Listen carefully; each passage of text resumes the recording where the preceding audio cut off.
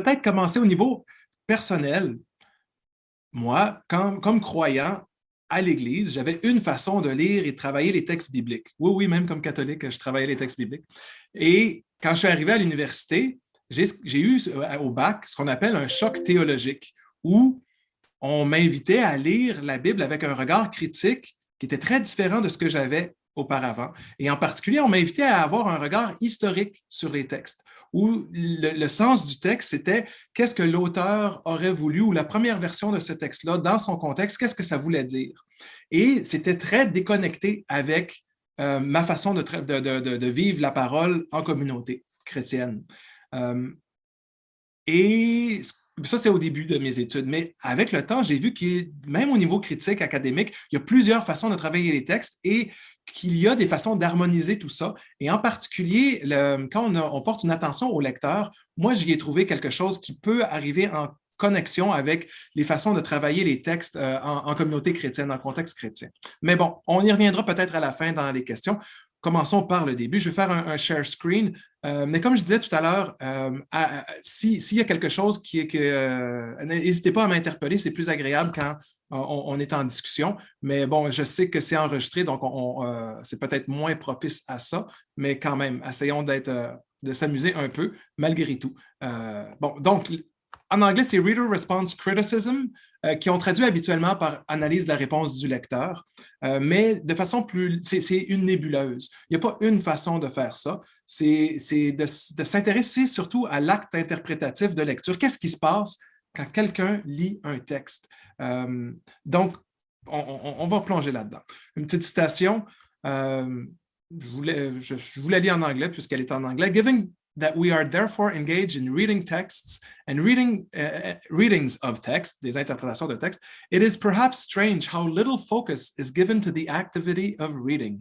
Donc, c'est un pasteur qui est aussi professeur d'Ancien Testament, anglican, qui dit ça. Alors, pourquoi ne pas s'intéresser à qu'est-ce qui se passe quand on lit un texte? Et même en dehors du monde des études théologiques et bibliques, là, on n'est pas les seuls lecteurs. Qu'est-ce qui se passe quand quelqu'un lit un texte et essaie de comprendre? Donc, bon, ma petite barre ici est dans la... OK, bon. Quel est le sens d'un texte biblique? Grosse question.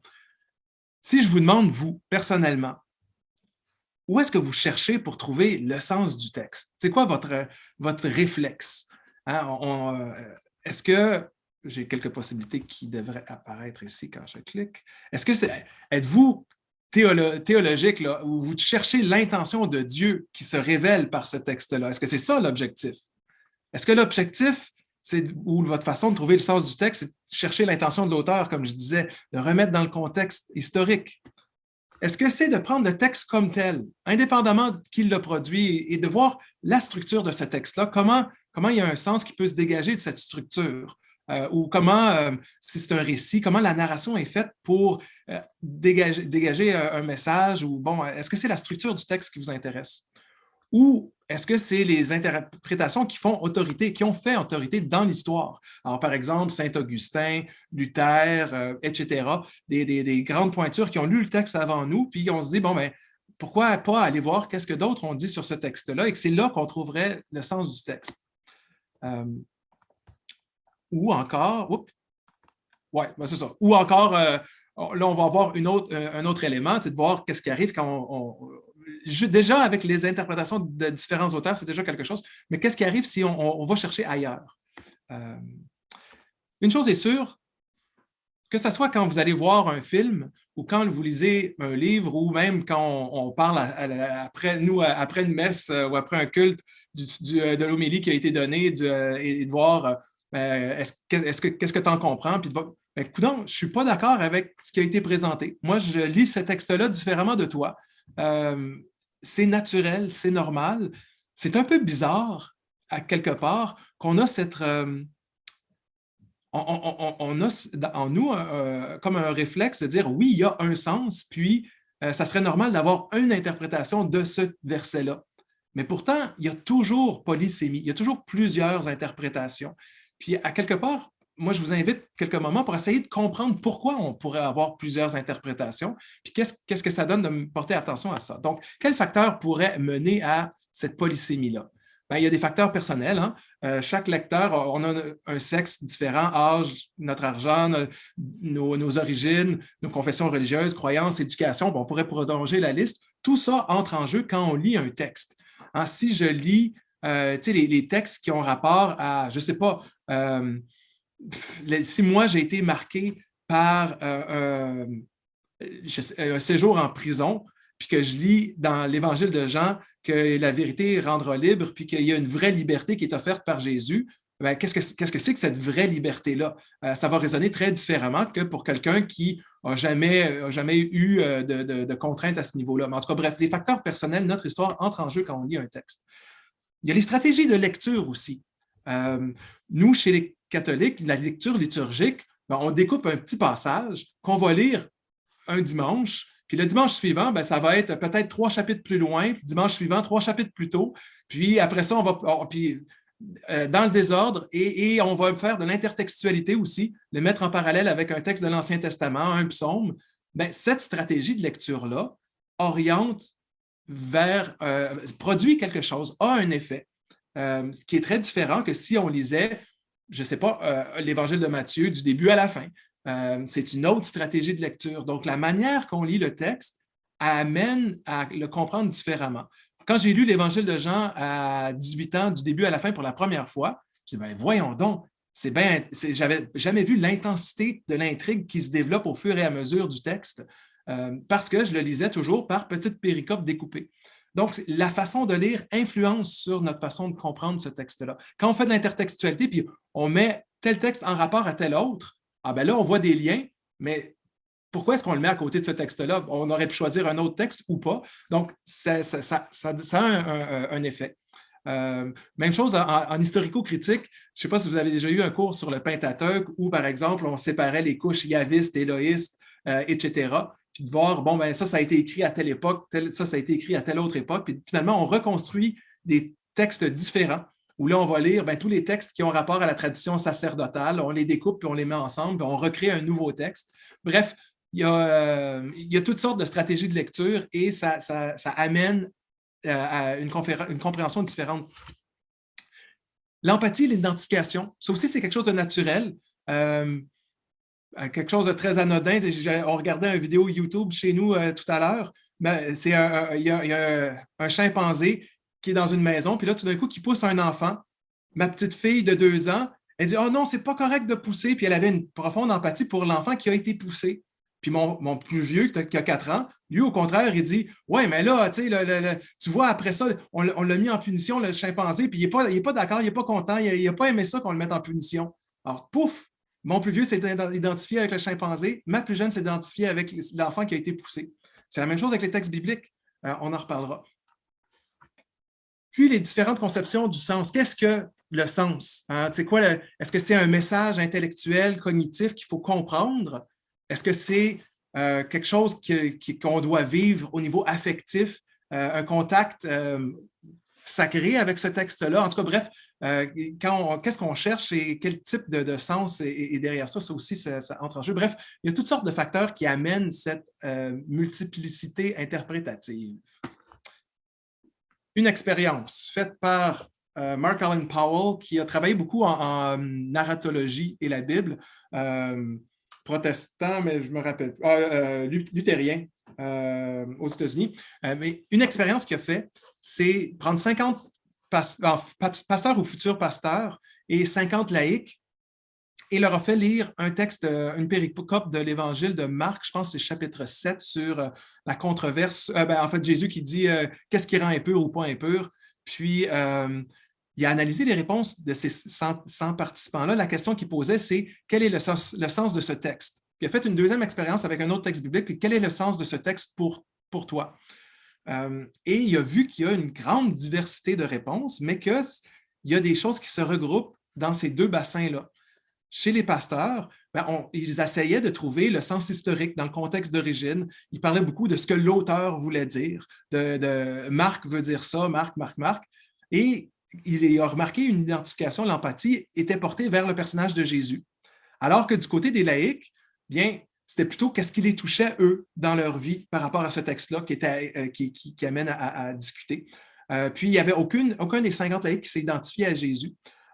Donc, on voit qu'ils ont des stratégies de lecture différentes, des empathies différentes, parce qu'ils sont marqués par un ancrage différent dans leur Église par rapport à ce texte-là et qui ont appris à connecter avec le texte différemment. On va reparler d'une autre expérience tout à l'heure par Stanley Fish, mais c'est là qu'on voit que quand on s'attarde à de vrais lecteurs en chair et en os et leur expérience, pour essayer de comprendre leur expérience, que ces expériences sont multiples, mais ne sont pas infinies et qu'il y a des regroupements possibles, puis on peut essayer de porter attention à ça. Donc, lui, par après, comme professeur dans un séminaire, il en a pris bonne note, puis a essayé d'aider les futurs pasteurs à être ouverts aux manières que les laïcs ont accès au texte et que peut-être qu'ils ne sont pas intéressés à ce que Marc voulait dire. Peut-être qu'ils veulent, puis peut-être qu'ils ne s'identifieront pas à Jésus. Donc, d'ouvrir, je pense que ça, c'est bon pour tout le monde, là, de voir qu'on a nos perspectives personnelles, mais quand on arrive à discuter avec d'autres qui ont d'autres perspectives, là, faut abandonner cette espèce d'illusion que ma perspective, c'est l'unique. Sinon, on n'arrive pas à communiquer avec les autres. Bref. Donc, le livre s'appelle Chasing the Eastern Star, Adventures in Biblical Reader Response Criticism. J'aime ça, moi. Adventures in Reader Response Criticism. Anyway. Ça vient d'où, le Reader Response? Il y a des liens avec les rhéteurs grecs dans le temps, il y a 2000 ans de cela. Les Grecs étaient très attentifs, les rhéteurs, à la manière qu'on persuade un auditoire. C'était surtout oral, mais c'était de voir quel est l'effet de ma façon de présenter les choses. Puis c'est surtout par rapport à des procès ou des discours politiques. Donc, ils savaient très bien que leur discours avait un effet sur l'auditoire et devait les convaincre. Et ils essayaient de trouver les dispositifs textuels ou orateurs pour avoir une influence, puis de voir comment, même au niveau des sentiments aussi, comment on peut affecter, émouvoir une foule ou pas. Donc, il y a cette attention pour le lecteur ou l'auditeur plutôt, qui était déjà là à cette époque-là. Bref, c'est ça. Chez les modernes, 2 citations du début du 20e siècle. Virginia Woolf, 1922, « Undoubtedly, all writers are immensely influenced by the people who read them. » Alors, vous voyez qu'elle inverse. On penserait que c'est les lecteurs qui sont influencés par l'auteur. Mais là, elle anticipe le rôle inverse, c'est-à-dire que, ah oui, même, c'est comme si l'auteur était influencé par ses lecteurs, parce que dans le fond, c'est les lecteurs qui, en interagissant avec la littérature, amènent quelque chose dans ce sens, dans le sens qui est développé autour de ce texte-là. Donc, c'est des critiques littéraires, mais aussi elles écrivent aussi. Louise Rosenblatt, 1938, « What the student brings to literature is as important as the literary text itself. » Alors, ce qu'on apporte au texte comme lecteur, comme étudiant, est au moins aussi important que le texte lui-même. Ça aussi, ça demande à être expliqué, mais on voit ces 2 femmes-là ont une attention à ce que le lecteur ou la lectrice apporte au texte. Donc ça, c'est parmi les précurseurs.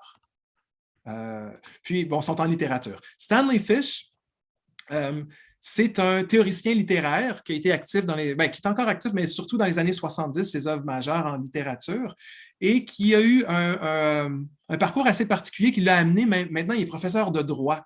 Alors, ça nous montre que même dans le droit, où tout est autour de l'interprétation de textes, l'interprétation de lois, la Constitution américaine, par exemple, et qui se pose les mêmes questions là, qu'en littérature, qu'en exégèse. Par exemple, la Constitution américaine, est-ce qu'il faut trouver l'intention de ceux qui l'ont écrite ou est-ce qu'il faut prendre en compte les implications éthiques de son interprétation aujourd'hui?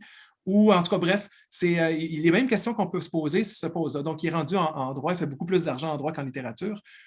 Sa version du Reader Response dans les années 70, il l'a nommé stylistique affective.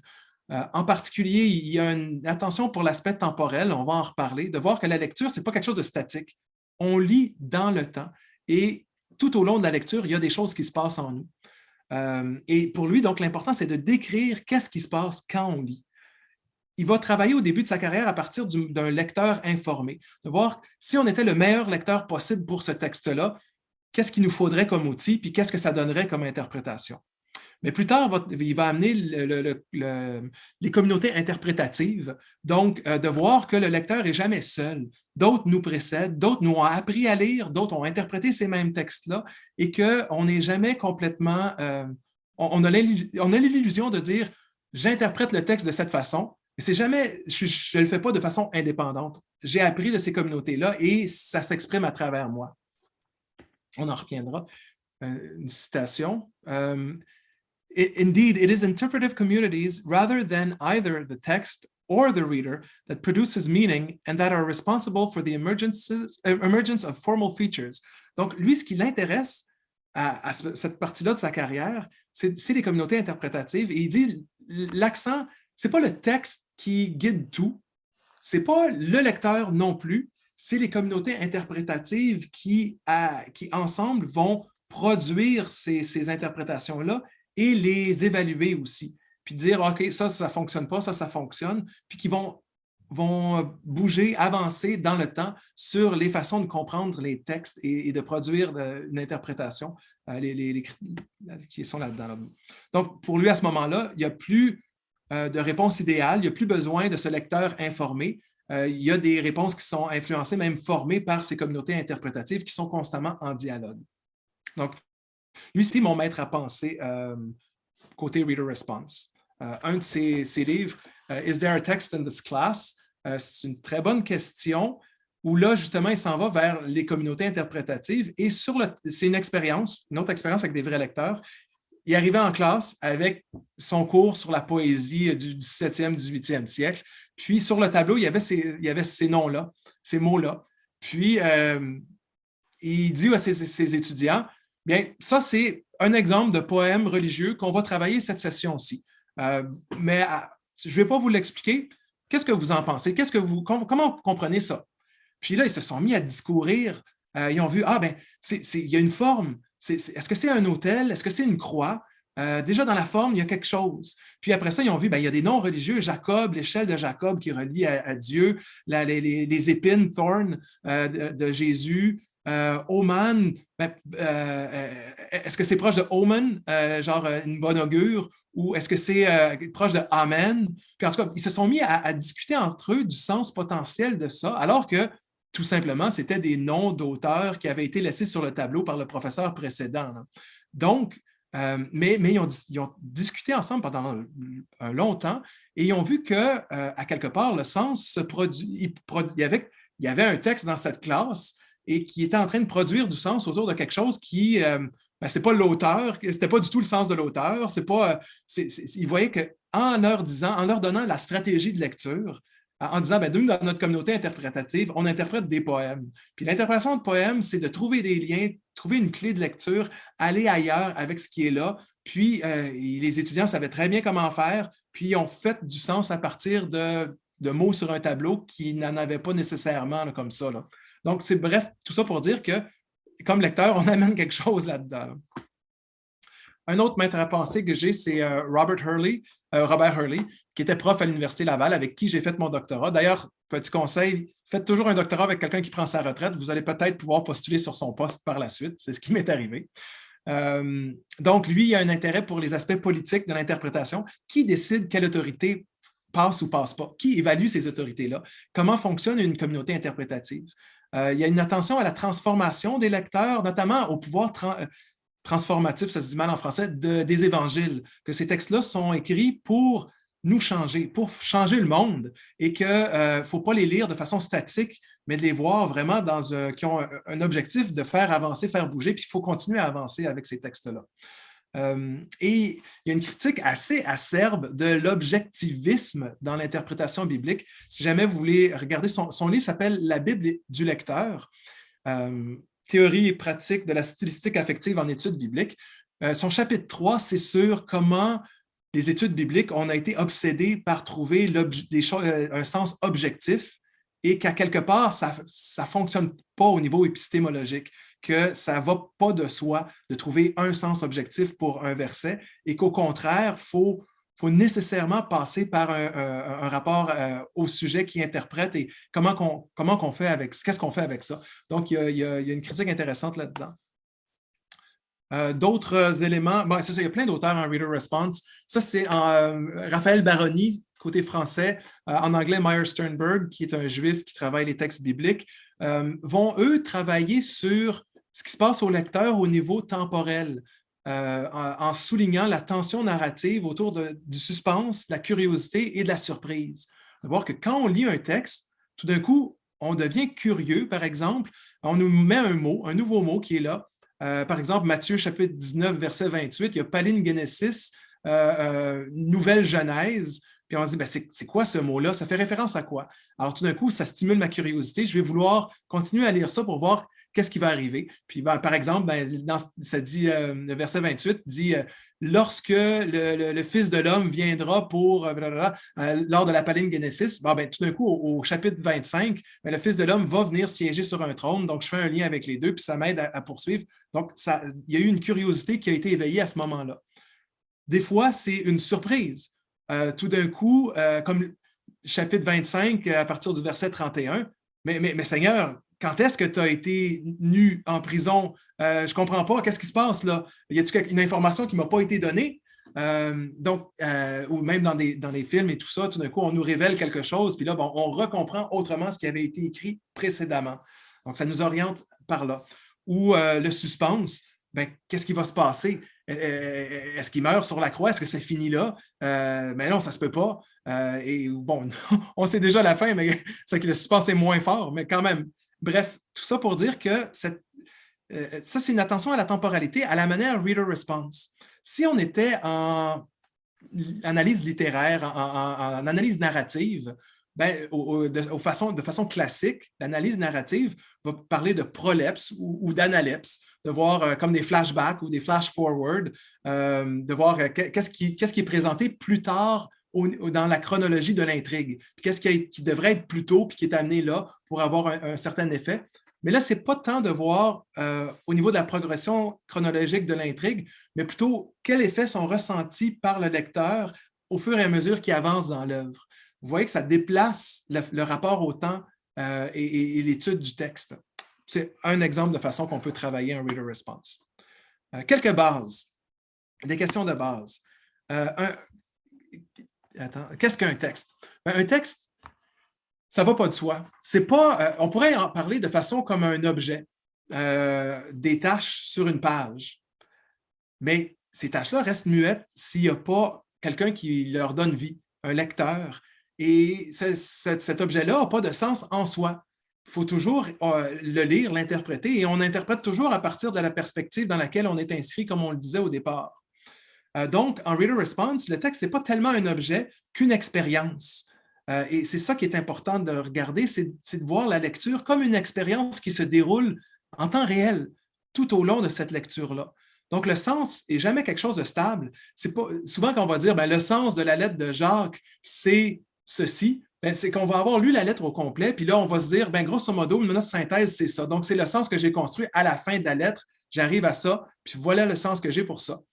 Mais pourtant, dès les premiers mots, on a commencé à construire du sens, à déconstruire des choses, à se dire, ah oui, là, il est en train d'aller, ah non, est-ce qu'il est contre Paul ou il est avec Paul? Qu'est-ce qu'il dit par rapport à ça? Puis tout au long de la lecture, il y a des choses qui se construisent, qui se déconstruisent. Donc, le sens, ce n'est pas statique, c'est constamment en mouvement. Puis même une fois qu'on a terminé la lecture de la lettre de Jacques, bien, si je lis d'autres choses que d'autres ont écrites là-dessus, si j'en discute avec d'autres, bien, ma compréhension va continuer à évoluer. Et si je retourne au texte aussi, la deuxième lecture va être différente. Donc, bref, c'est quelque chose d'instable et qui bouge. C'est dynamique. Je reviens là-dessus. La pluralité interprétative est inévitable. On en parlait dès le départ. Comme je disais, l'objectivité, la neutralité est impossible. On est toujours situé à quelque part. C'est donc toujours partial, subjectif. Et il y a beaucoup, en anglais surtout, il va y avoir beaucoup de lectures contextuelles. Alors, lire le livre de Job à partir d'Afrique du Sud, lire Jonas en Polynésie. Ou là, avec tout ce qui s'est passé par rapport au racisme aux États-Unis il y a quelques années, là, il y a plein de livres sur qu'est-ce qui se passe quand on lit nos textes bibliques à partir de cette posture de discrimination raciale.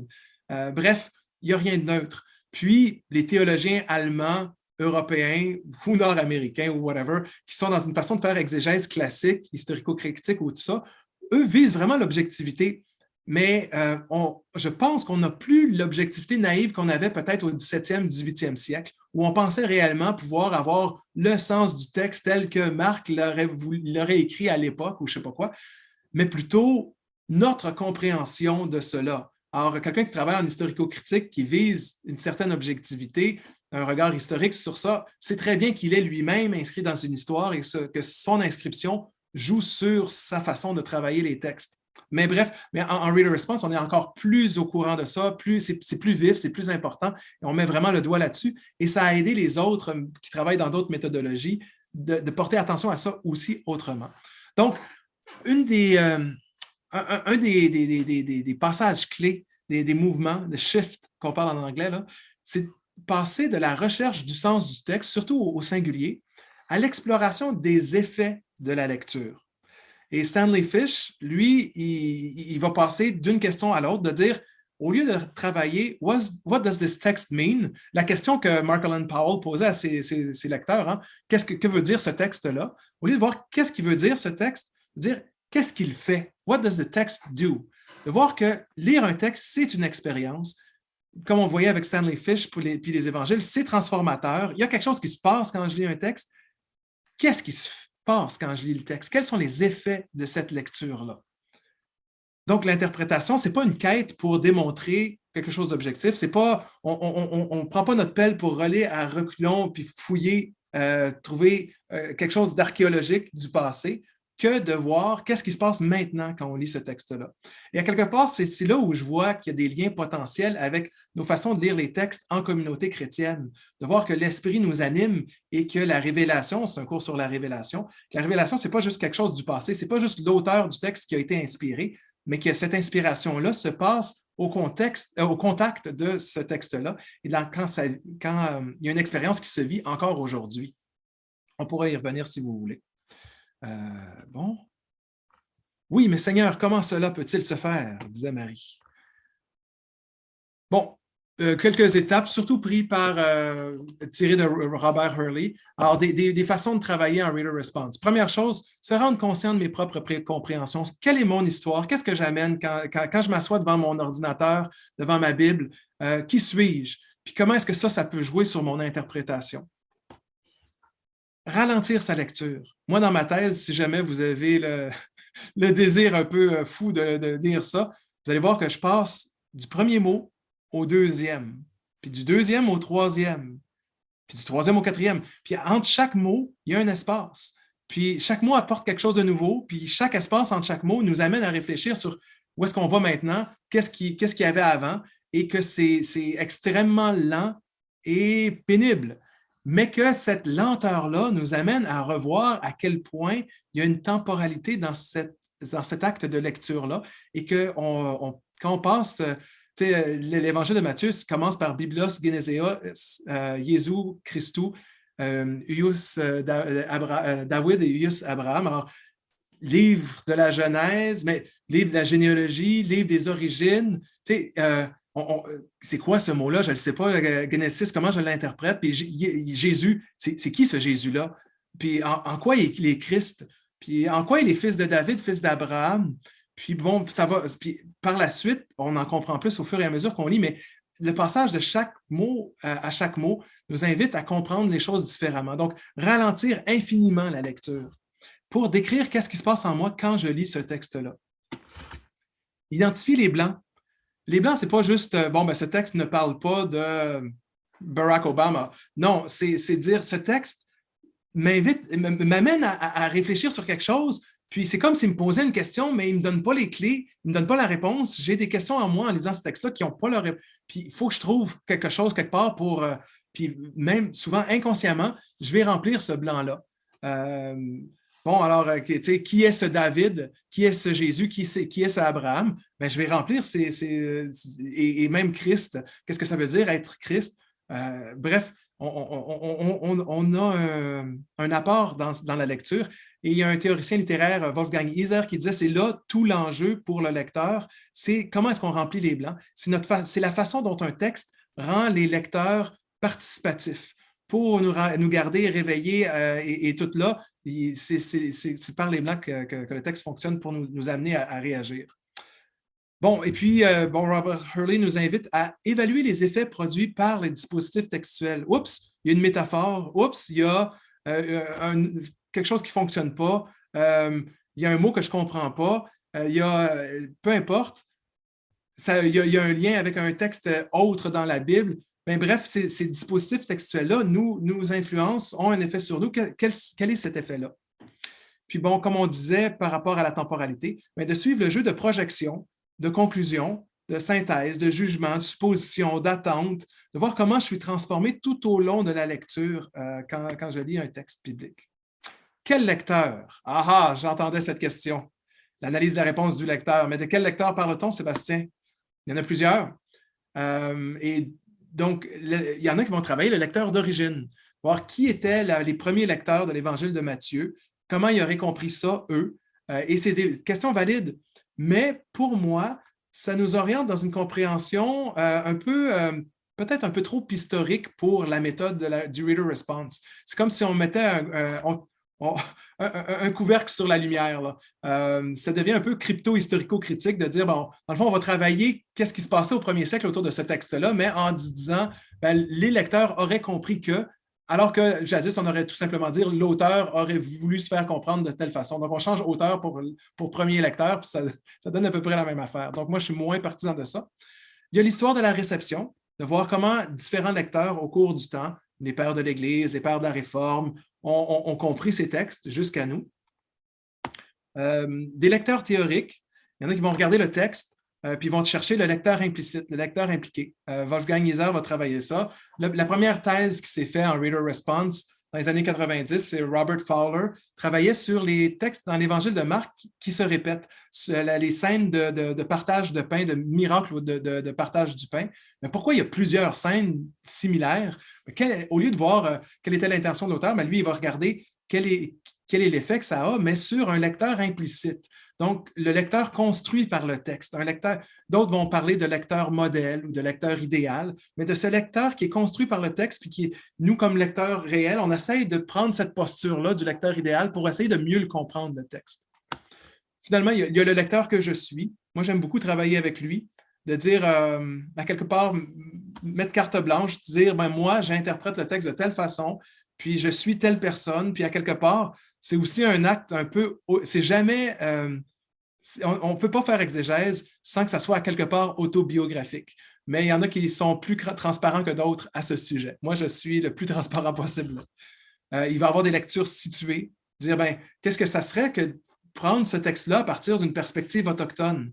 Donc, moi, j'ai réfléchi à partir d'une œuvre autochtone sur les enfants morts dans des pensionnats. Ben, il y a une œuvre où on a pris toutes sortes d'artefacts, puis on a fait un monument gigantesque de ça, et qui est dans un musée, qui fait le tour de différents musées. Mais cette œuvre-là, je l'ai utilisée pour relire Matthieu chapitre 2, versets 16 à 18, où on a les enfants de Rachel qui ne sont plus, puis qui refusent d'être consolés. Qu'est-ce que c'est? D'habitude, moi, j'ai tellement lu de textes, d'interprétation de ce texte biblique-là qui dit, bon, ben, c'est pas vraiment arrivé, c'est narratif, c'est pas des vrais enfants qui sont morts, les saints innocents. Oui, mais quand on connaît c'est quoi des vrais enfants qui sont morts par un système politique, puis qu'on lit ce texte-là, on atteint un niveau complètement différent du texte, où là, on se laisse toucher par ça, puis qu'on prend conscience qu'il y a des enfants réels qui meurent encore aujourd'hui à cause d'oppression politique coloniale et autres. Donc, ça amène complètement une lecture différente parce que j'ai situé ma lecture autrement. Bref. Objection. Vous allez m'objecter, j'espère, de différentes façons. La première objection qu'on voit souvent, c'est « Ouais, mais là, ça ouvre la porte à tout un relativisme. Est-ce que toutes les interprétations se valent? » Non, je n'ai pas dit ça. Ce n'est pas parce qu'on va avoir des interprétations différentes dépendant de notre situation de lecture et des lecteurs que nous sommes que tout se vaut. Au contraire, ça invite à évaluer ces interprétations-là, à devoir les défendre, les débattre, en discuter, de voir comment est-ce qu'on peut, puis c'est pas évident, quels sont les critères d'évaluation qu'on peut avoir. C'est une espèce de discernement communautaire. Alors, c'est là qu'on peut faire appel à la notion de communauté interprétative de Stanley Fish. Donc, ce n'est pas une infinité de sens non plus. On ne peut pas interpréter l'Évangile de Matthieu comme un livre de recettes. Il y a plein de façons d'interpréter les passages de Matthieu, mais ce n'est pas infini. On est quand même guidé par le texte aussi. Bon, bref, mais une autre objection qu'on peut avoir, mais est-ce que ce n'est pas juste du subjectivisme? Tu nous parles de toi, mais tu ne nous parles pas vraiment du texte, tu ne parles pas vraiment de ce que Dieu a à nous dire dans le texte, tu nous parles juste de toi. Ben, oui et non. C'est sûr que je parle de moi quand je fais exégèse, que ce soit conscient ou inconscient. Mais à quelque part, toute interprétation est située. L'objectivité, la neutralité qui était très importante lors du développement de l'exégèse au 17e, 18e siècle, on essayait de faire ça une science exégétique. Puis à l'époque, même toute science essayait ça aussi, de se débarrasser de ce qui est partial, de ce qui est subjectif, même de ce qui, dans notre domaine, de ce qui est religieux. Alors, tout ce qui était surnaturel dans les textes, tout ce qui était marqué comme piété personnelle, spirituelle, on mettait ça de côté, ce n'était pas ça l'exégèse. Mais pourtant, ça fait partie de l'expérience lectorale que d'être touché dans l'esprit par une lecture religieuse de ces textes-là. On peut avoir une lecture religieuse et critique de ces textes, mais pas dans l'exégèse classique, là. Donc, bref, c'est dire que oui, il y a quelque chose qui vient de moi comme sujet, mais peut-être qu'on n'a pas à viser cette objectivité, cette neutralité-là qui a été théorisée au début de l'exégèse moderne. Peut-être qu'on est rendu ailleurs. D'ailleurs, les sciences aussi sont rendues ailleurs. Quand on fait une expérience scientifique, on essaie de voir comment est-ce que nous, comme l'opérateur qui pose des questions, qui met en jeu tout ça, bien, quels sont nos biais à nous? Comment ces biais-là entrent en jeu avec l'expérience qu'on réalise? Les expériences ne sont jamais réalisées dans le désert seul. Bref, et ne sont jamais interprétées par la suite non plus seules. Puis pour Fish, ben, l'interprétation n'est pas subjective au sens que pour lui, le sujet disparaît complètement. Ce n'est pas le sujet qui interprète le texte. C'est ni le sujet ni le texte qui est maître de l'interprétation, c'est les communautés qui nous apprennent à lire et qui nous ont formés et qui font qu'on lit les textes de cette façon-là. Donc, à quelque part, on n'interprète jamais seul. On est toujours on est toujours accompagné par les autres dans nos lectures, autant dans la production que dans l'évaluation.